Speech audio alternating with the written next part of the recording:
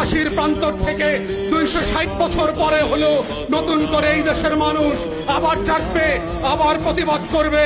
যদি মনে করে থাকেন পুলিশের গাড়ি দিয়ে, ভেহিকেল দিয়ে, কানন দিয়ে, র্যাবের গুম খুনের ইতিহাস জমা করে, বিডিআর দিয়ে, সেনাবাহিনী দিয়ে বাংলাদেশের 20 কোটি মানুষের স্বাধীনতার সম্ভাবনা আকাঙ্ক্ষাকে হত্যা করবেন, বোকার স্বর্গে বাস করছেন, বাংলাদেশের মানুষকে চেনেন নাই। তারা নতুন করে যখন জাগবে, আওয়ামী লীগের কাফন কেনার টাকা পাওয়া যাবে না, কবর দেওয়ার মাটি পাওয়া যাবে না।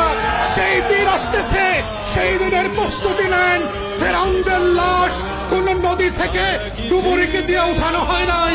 এই ফেরাউনদের লাশও বাংলাদেশের মানুষ ডুবুরি দিয়ে উঠাবে না, কোন হুজুর জানাজা পড়বে না, কোন কবর এই লাশ নেবে না। সেই দিনের অপেক্ষায় বাংলাদেশের 20 কোটি মানুষ।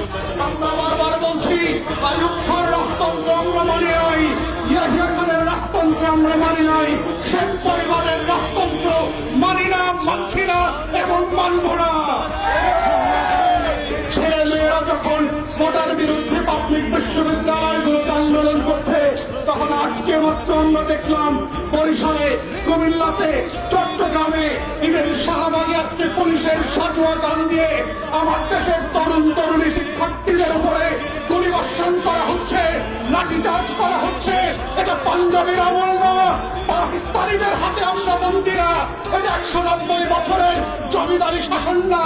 যদি কেউ মনে করে থাকে বাংলাদেশে এখনো জমিদারের শাসন চলছে, ব্রিটিশ বেনিয়ারা বাংলাদেশ দখল করে রেখেছে, আমরা প্রত্যাখ্যান করছি এবং বলে রাখছি, বাংলাদেশে গণতন্ত্রের যে লড়াই হয়েছে, সেই রক্ত দিয়ে মুক্তিযোদ্ধারা বাংলাদেশ স্বাধীন করেছে, সেই বাংলাদেশ আমরা ফেরত আনবো। কোটা থাকবে না, ইদার শেখ পরিবার, হাসিনা থাকবে,